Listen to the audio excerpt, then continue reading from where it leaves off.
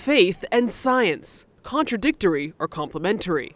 Scientists and theologians have been debating this for centuries. Even today, a new book, God, the Science, the Tests, the Dawn of a Revolution, tries to reason for the harmony between religion and science. Donc ça n'est pas un livre, ça n'est pas... It's not a book about faith or religion. Faith is a different thing from the existence of God. Faith is an adherence, a consent to God.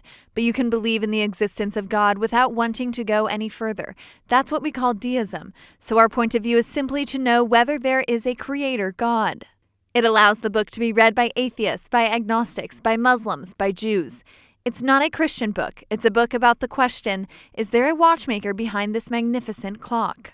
Both authors are engineers. They describe a scientific revolution in the 20th century that led to a shift in the mentality that God's existence was irrelevant and outdated, which is what many scientists, like Freud and Marx, had argued.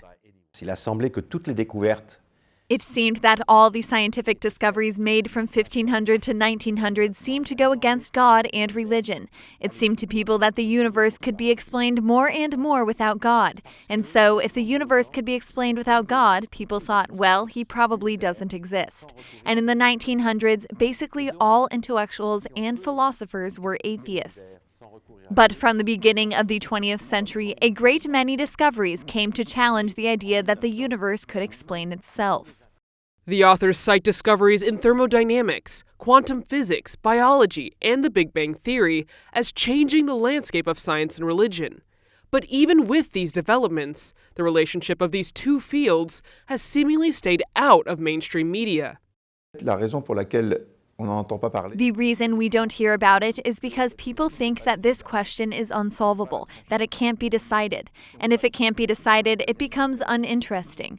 But in fact, that's not true. It is solvable. It is not only the conclusion of classical religious philosophy, but now we and many other scientists also believe that there is more and more evidence for the existence of God. In fact, it's fair to say that there's never been so much. After 3 years of research and writing, together with 20 other scientists, specialists, and a Nobel Prize winner, the authors argue that undoubtedly science and faith are not only complementary, but needed to understand the other.